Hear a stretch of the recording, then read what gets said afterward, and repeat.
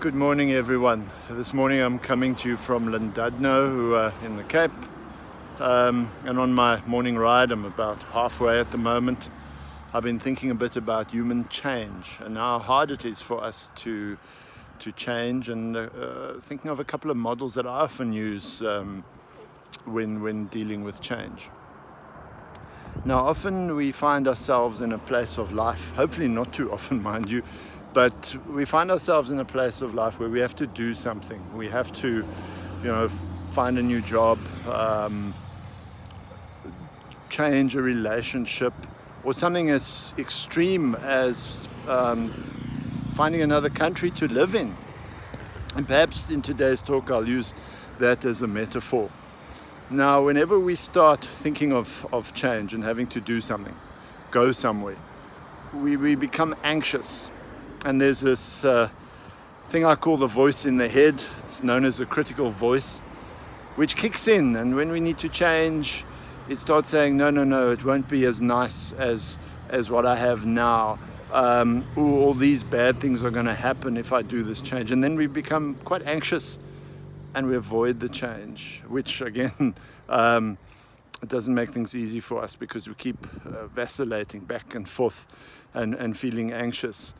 Now, this voice in the head, which we all have, some of us worse than others, kicks in and warns us at times of change, of dangers that could happen.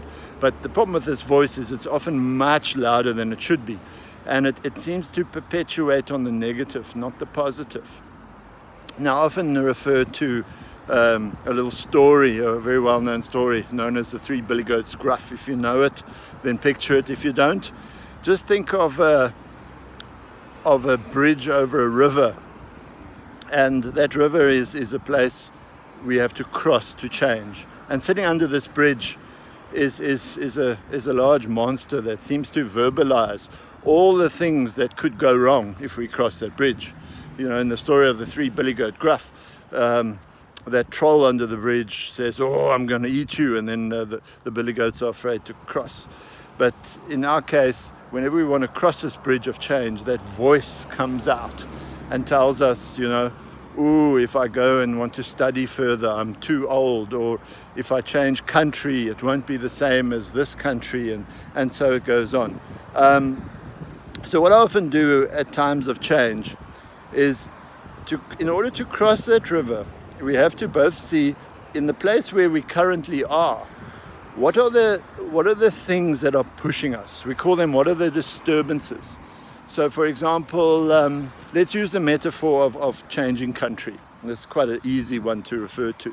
So right now, if I want to leave South Africa and go to another country, what are all the disturbances that are pushing me? Well, I could say there's crime.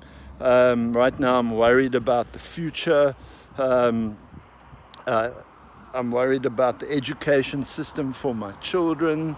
I'm worried about safety. And so it goes on. And we normally have quite a long list of these things. But somehow they're not enough to push us over, because when we get to cross the bridge, the voices under there are even tougher. Now, on the other side of the river, we call them, they are the attractors. Those are all the long-term things that will make it good for us. I mean, in business, these would be the vision and all the upside of the business. So for example, if I were now to change country, I could say, ooh, long-term, I could have a safe future. I could travel easily around the world. Nice future for my children. But the problem with these attractors, we don't often see them. We just perpetuate on the negative. And so perhaps, think about this model. If you're sitting in a tough place in your life, really don't just think about it, because when the words are in our heads, they often don't connect. Either talk to someone, which will help someone will help you unpack these things, or write them down. Literally draw a bridge, and on the one side, draw out all the things that are disturbing you, that are pushing you to want to make this move.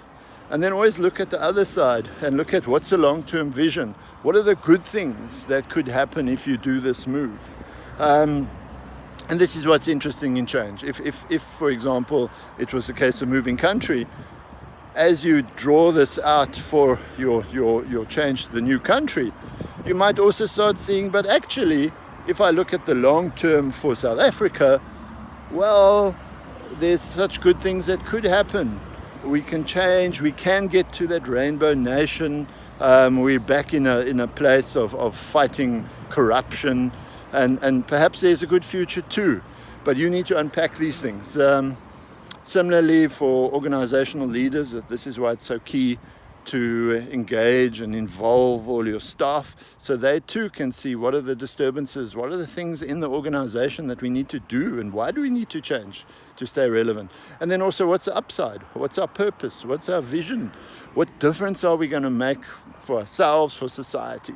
But anyway, that's the end of my brief chat today. Let's see if I can give you a review before I go.